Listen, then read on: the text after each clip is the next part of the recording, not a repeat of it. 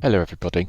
Today we're going to talk about the main aspects of pro-running, what to consider when running from zombies, as well as what to consider when chasing a human. The first thing to consider is the hitbox. What is its collision size? In New Blood Zombie Survival, the hitbox's base shape is a circle. The centre of the circle is in the centre of the rectangle formed by the player's feet. It has a radius of half a block and extends around the player's entire height, forming a cylinder around the player. Now, you might be wondering, how come when I tag a human within that hitbox, it doesn't infect them? And how come I get infected by a zombie several blocks away? That's mainly due to latency. Now, what is latency? It's the time it takes for a packet of data to travel from your PC to an internet server and back. What does that mean for zombie survival? Basically, it's going to take some time for your current position to get to the server. You can see that time at the top left of your screen. The higher that value is, the longer it takes for your position to get picked up by the server. You need to understand how ping affects your gameplay, otherwise this and this will be a very common sight for you. Fortunately, it's very possible to adapt with higher ping, as long as it stays consistent. Throughout the video, we'll be showing game footage from players with up to 140 ping. With that in mind, let's first talk about the simple moves that can drastically help improve your game. As a zombie, there are two things to be aware of. Firstly, everyone has the same maximum speed. So just chasing alone from behind on a flat surface has less value than in a real life game of tag. Because of that, you mainly want to aim to intercept the human's running path.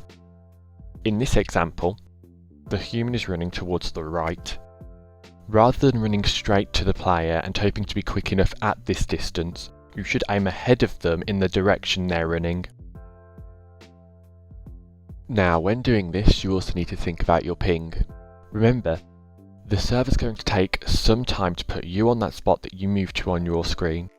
By that time, the player could run by untouched if you aimed too little ahead of them. And this is where ping is a factor. Depending on its value, players will have to aim different distances ahead of a human to catch them when they're running in a straight line. As a human, there are two main tips that will overall help you last longer in pro runs. Firstly, always look for space. Always look for areas where you'll have a lot of room to run. To do this, you need to keep an eye on where the zombies are and go to where they aren't. Simple enough, right?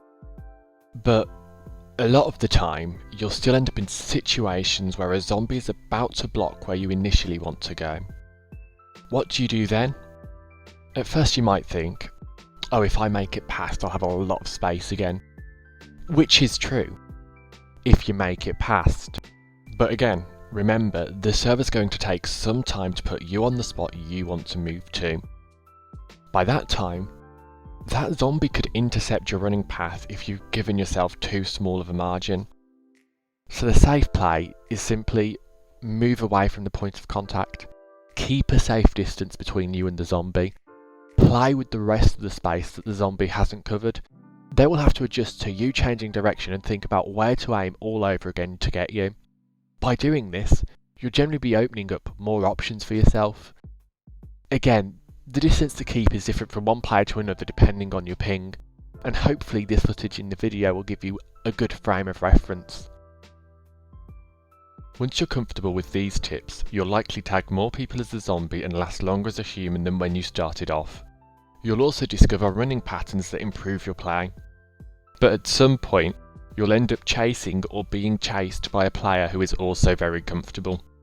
And to outplay them, you're going to need to think a few more steps ahead.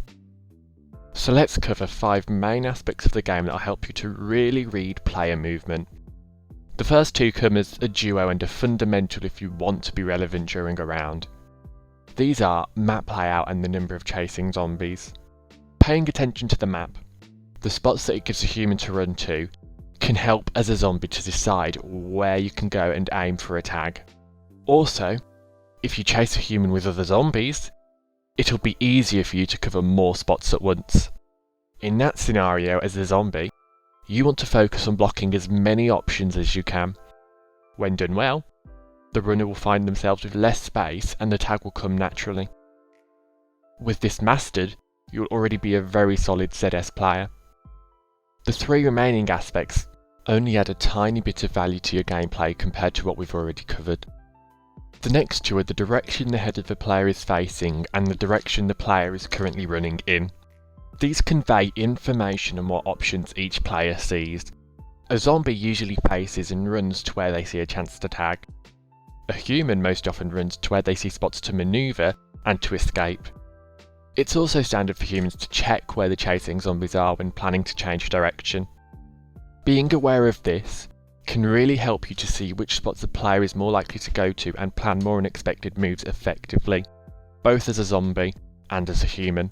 Now, the last aspect is one that maybe only a handful of players actually think about regularly.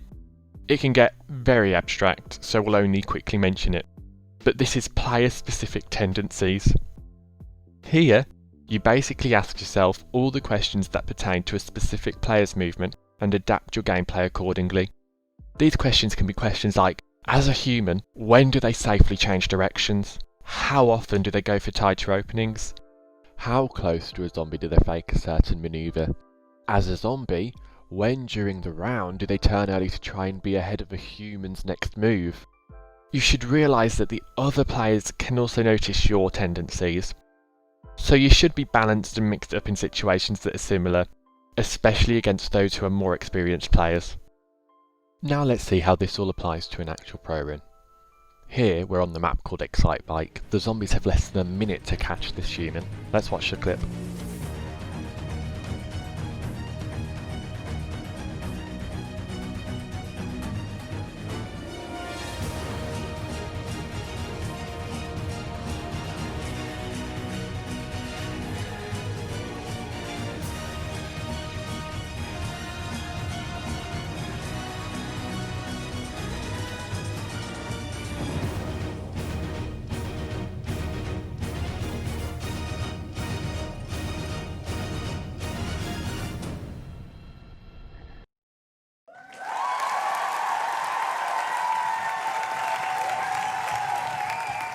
What a win for the human.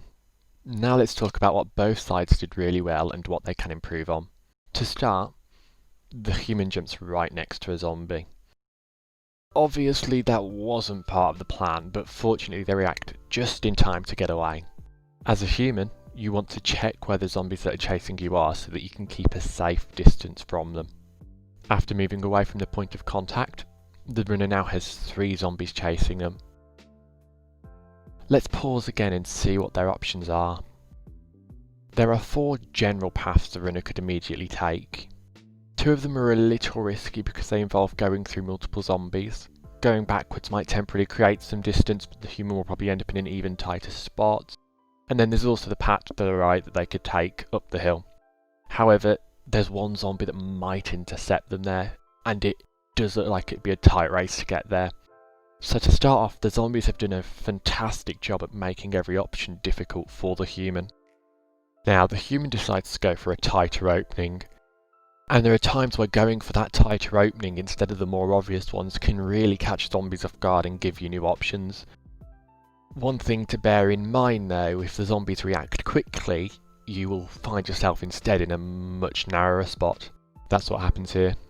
This zombie makes a move that surprises the human. And it's actually simple to understand how they were able to do that. If we go back to the overview, which of the 4 options can each zombie block? The zombie that's behind the human can block these 2 options. The zombie to the far right is mainly blocking the hill.